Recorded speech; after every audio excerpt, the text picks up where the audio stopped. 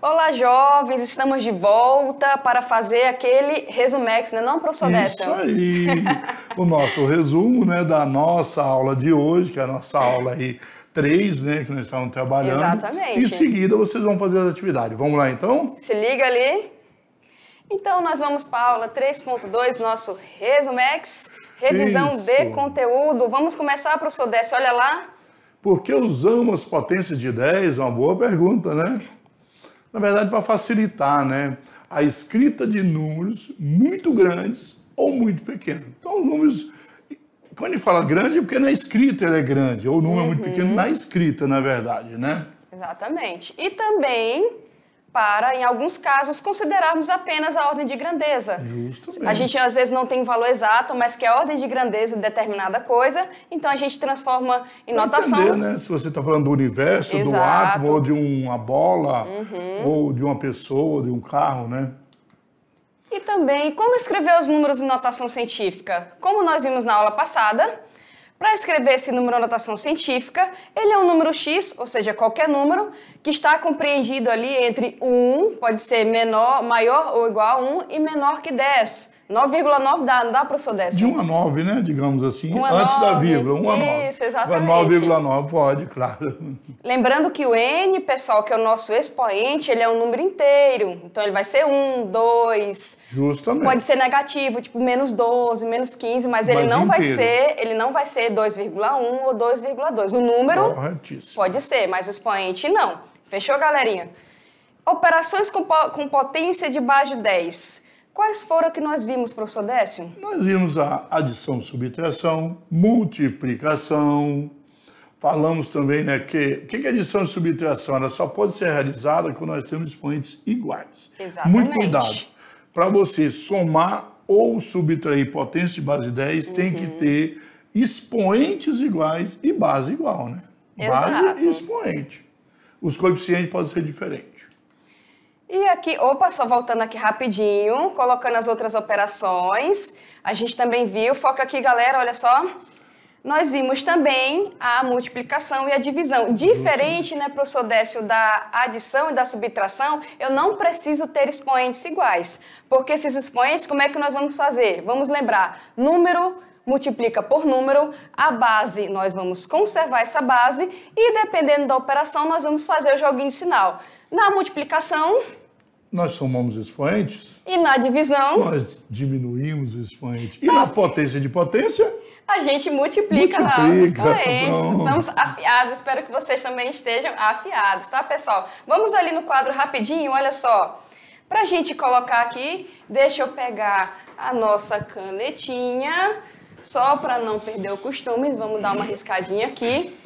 Na nossa multiplicação e na nossa adição aqui, olha só, se você tem um número aqui, ó, você vai ter um número, eu vou colocar o número x, que fica mais fácil, né? Então, nós temos aqui um número x com uma base e um expoente. Se você multiplicar por outro número, tá? Se você multiplicar aí por outro número ou dividir, o que eu vou fazer com isso daqui?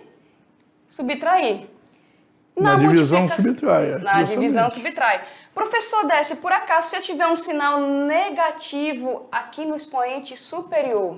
Você soma e conserva o sinal, porque vai ter 2 sinal negativos, não é isso, professora Deise? Exato. Então, menos 5 e mais 2. Menos 5 menos mais 2, menos 2. Menos 7. Então, aqui, pessoal, né? Ficaria ó, n menos n, é o número, e esse menos aqui, ó, é da fórmula. Justamente. Na multiplicação, galerinha, a mesma coisa. Deixa eu colocar aqui para vocês, ó. Na nossa multiplicação, você vai multiplicar esses números aqui, ó. Então, eu vou ter um número multiplicado por outro número. O que eu vou fazer aqui, professor Décio? Somar. Somar. Respeitando o sinal também. Se houver algum negativo, diminua, né? E se eu tiver um negativozinho aqui, ó? Aí diminui. 2 negativos, soma também e conserva o sinal. Isso. Sinais iguais, soma, conserva o sinal. Sinais diferentes, diminui e conserva o sinal do maior. Exatamente. Regrinha básica. Regrinha básica, né? Não, pessoal, se liga aqui, olha só. Vamos dar o tempo das nossas atividades. Daqui a pouco estamos de volta, né, não, professor? Justamente, para tirar qualquer dúvida que vocês possam ter. Vamos lá, então?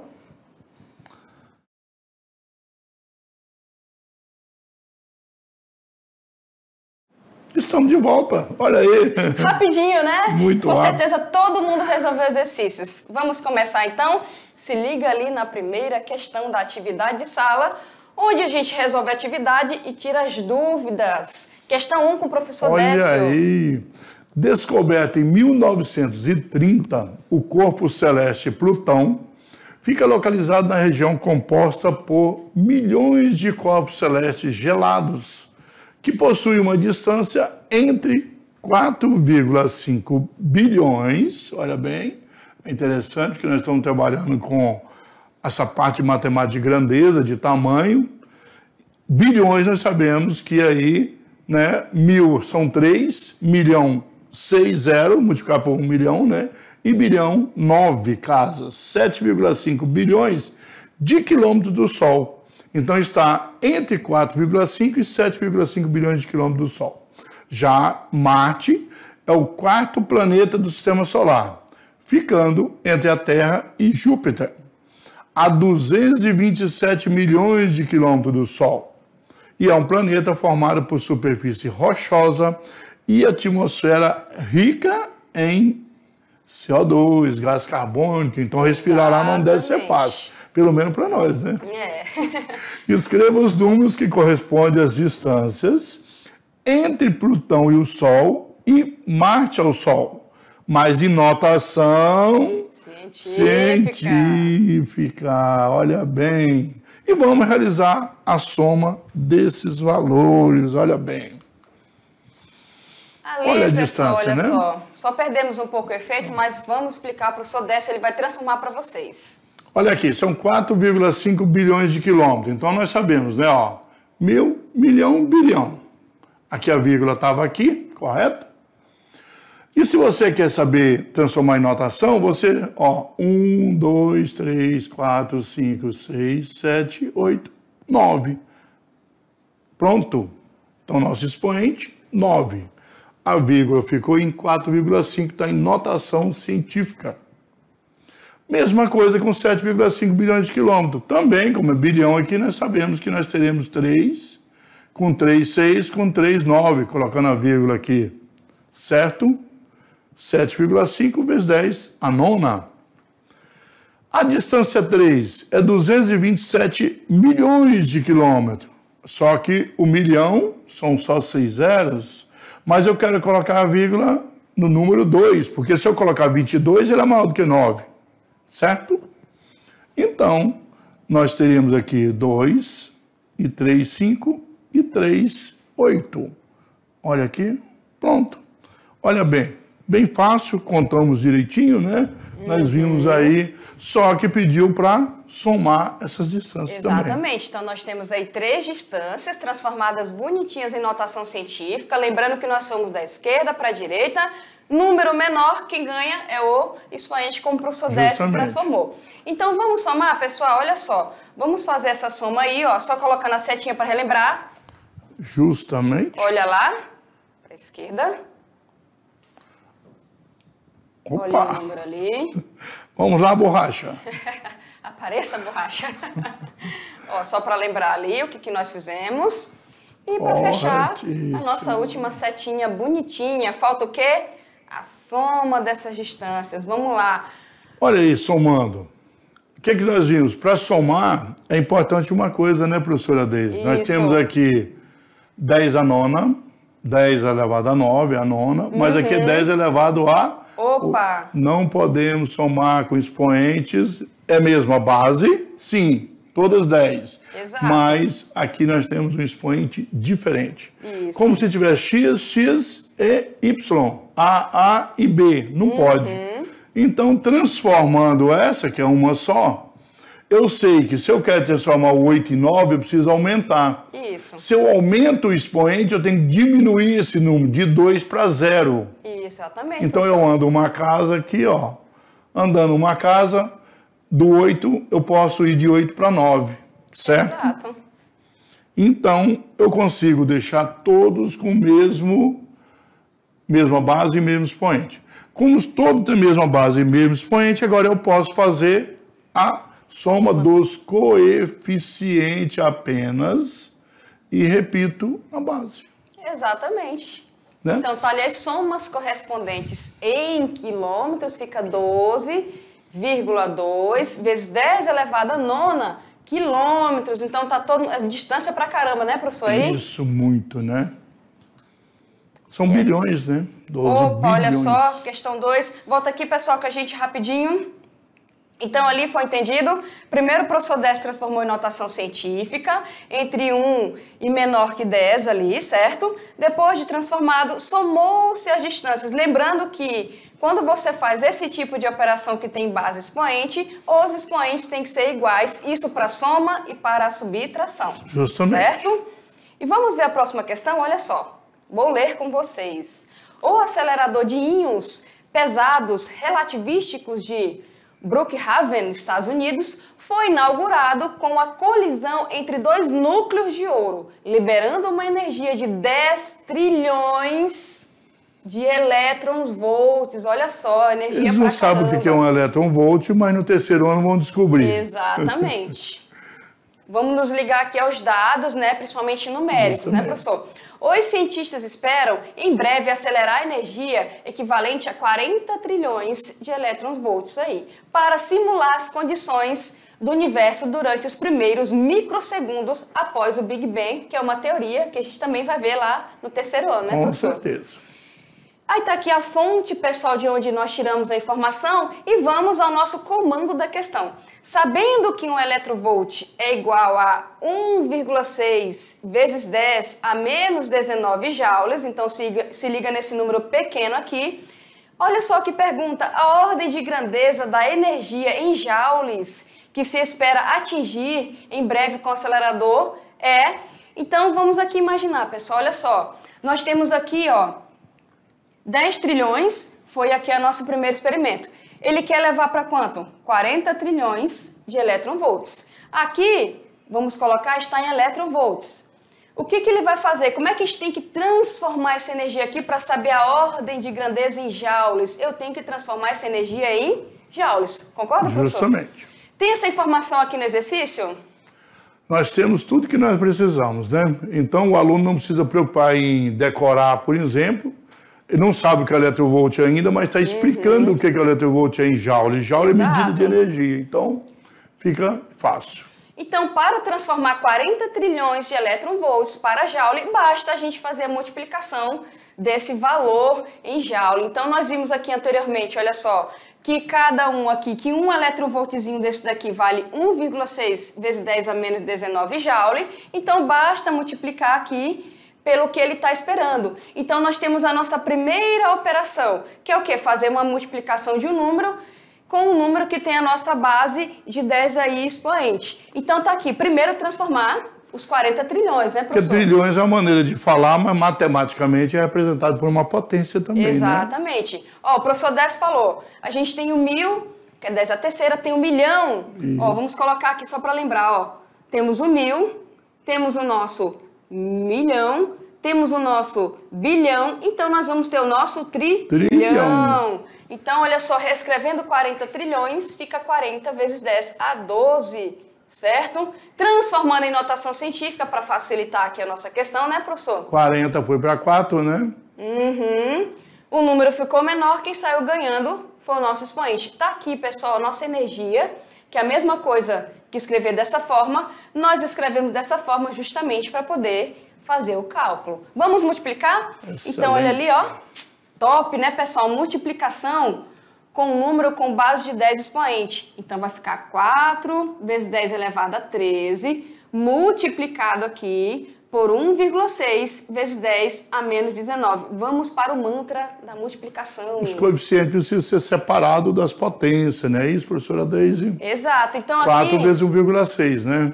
Como é que eu cheguei a esse resultado? Nós multiplicamos aqui, ó, 4 vezes 1,6, certo?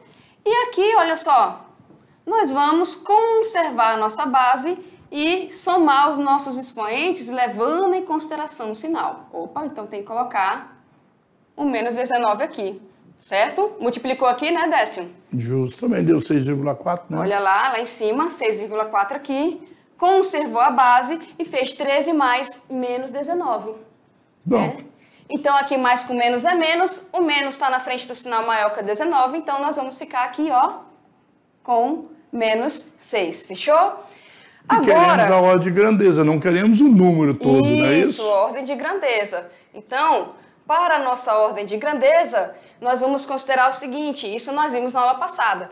As notações científicas devem seguir o seguinte formato, tá aqui o formato.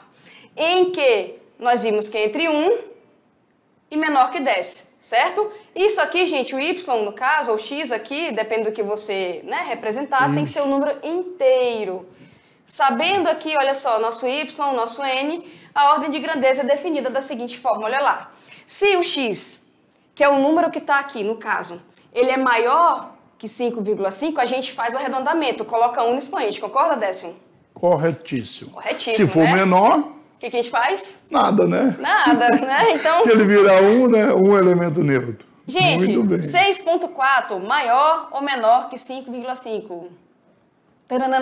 Maior, certo? Então nós podemos colocar mais um. Opa, mas lá tem quanto desce lá em cima? Menos 6. Então, mas com mais um tem que fazer a operação menos 5, né? Então olha lá, a gente acrescenta, nesse caso fez a operação, né? Lembrando que quando o 10 está sozinho, ele não está sozinho. O 1 está aqui com ele. É um elemento neutro, né? Olha, com que resposta nós vamos ficar? Olha lá. A nossa letra D, né? 10 a menos 5, a ordem de grandeza. D de professores Décio e Deise, isso. Né? Olha aí, ó. Dupla dinâmica da Dividido física. por 100 mil, né? Dividido por 100 mil, que são 5 zero. Fechou, pessoal? Próxima questão, professor Décio. Olha aí, uma das principais provas de velocidade do atletismo é a prova dos 400 metros rasos, né? No Campeonato Mundial de Sevilha, em 1999, o atleta Michael Johnson venceu essa prova com a marca de 43,18 segundos. Correu pra caramba em 400 metros. Esse correu. Esse tempo em segundo, escrito em notação científica, então, na verdade, é só transformar em notação científica, porque agora não é grandeza, não precisa se preocupar em aproximar para 5,5, maior que 5,5, menor que 5,5. Mas ali é só dar uma casa, né? Porque 43,18, notação é 4. Tá bom, né? Pronto. Então tá ali, ó. Andou uma casinha, o número ficou menor. Precisa pôr o 10 elevado a 1. Exato. Não é obrigatório o 1, mas nós estamos trabalhando, é importante colocar. 10, se não tiver nada elevado, também é 1. Quando não tem nenhum expoente, é 1. Mas coloca 1 aí, não faz mal nenhum. E as respostas todos têm expoente. Exato. Pronto, ficou simples, fácil. Né? Exatamente. Pessoal, se liga aqui rapidinho, olha só. Nós temos que ver que em física, com os passados anos, tem-se questões bem contextualizadas. Então, você tem que se preocupar com o comando na questão. Então, ele vai dar uma informação sobre um esporte, uma situação, qualquer coisa do cotidiano, uma tecnologia. Isso. E ele vai dar ali no comando da questão o que é para vocês fazerem. Então, cuidado para não se perderem durante o texto, né? Preste atenção no comando da questão para ir lá no texto e buscar o que ele quer, tá bom? Talvez está ficando estranho, porque as nossas primeiras aulas não é bem a física ainda. Nós estamos preparando essa parte matemática básica para usar na física. Mas, nem por isso não vamos deixar de dar os exemplos de física. Então, nós falamos aqui de Júpiter, né? Falamos de Marte, da corrida aqui. Mas lembrando que esses exercícios têm uma finalidade, que a nossa aula não é sobre corrida e velocidade, mas é sobre notação científica, mas dentro de um contexto, para mostrar. Então, não se preocupe ainda com o exercício em si. A finalidade são só os números mesmo. Vamos continuar, pessoal? Olha ali, próxima questão na telinha. É uma questão Enem, sempre tem, né, professor? Questão Enem? Tem. Vamos ler aqui, olha só. Enem 2012, ó. 2012. A Agência Espacial Norte-Americana, NASA, né? Agora a NASA vem para resolver essa questão aqui. E nós temos até alunos da nossa mediação aqui que escreveram carta para a NASA e receberam, né? Exatamente. Resposta. Olha aí. O Instagram dele é bem famoso, né? Aqui em Rondônia. Informou que o asteroide Y155 cruzou o espaço entre a Terra e a Lua no mês de novembro de 2011. A ilustração a seguir sugere que o asteroide percorreu sua trajetória no mesmo plano que contém a órbita descrita pela Lua em torno da Terra. Essa questão de órbita, quando a gente dá a trajetória, né, Décio, vai entender melhor, tá? Na figura está indicada a proximidade do asteroide em relação à Terra, ou seja, a menor distância que ele passou da superfície terrestre. Então, olha ali a ilustração. Está aqui o asteroide se aproximando, né? O suficiente para os cientistas observarem. Está aqui, olha só, você pode ver essa distância, né? Um fato real acontecido, não foi hipotético, né? Mostrando aí.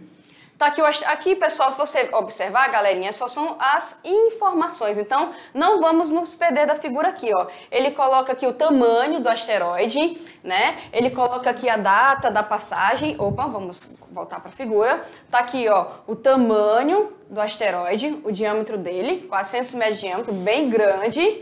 E tá aqui a passagem. E aqui a distância que é citada no texto, ó, proximidade da Terra. 325 mil quilômetros. Pode parecer longe, né, Décio? Mas se formos considerar em questão de fenômenos astronômicos, é perto, né? Ele passou perto, né? Vamos ver aqui, pessoal. A Lua 350 mil, né? É perto. De um asteroide com esse tamanho passar perto da Terra. Passou de fininho na Lua aí, ó. Passou de fininho na Lua, pessoal. Olha só, nosso satélite natural, né? Pessoal, informações, vamos ver o comando da questão. Com base nessas informações, a menor distância que o asteroide Y155 passou da Terra, né, passou da superfície da Terra em quilômetros, é igual a... Vamos ver aqui, olha só, as observações. Aqui você pode observar o seguinte. Ah, professora, mas aí no enunciado... Deixa eu apagar aqui rapidinho para nós vermos de novo. Ah, no enunciado, né, Décio, já deu a distância em quilômetros, tá bem aqui, ó. Justamente. Ah, então é só olhar a alternativa e marcar. Opa!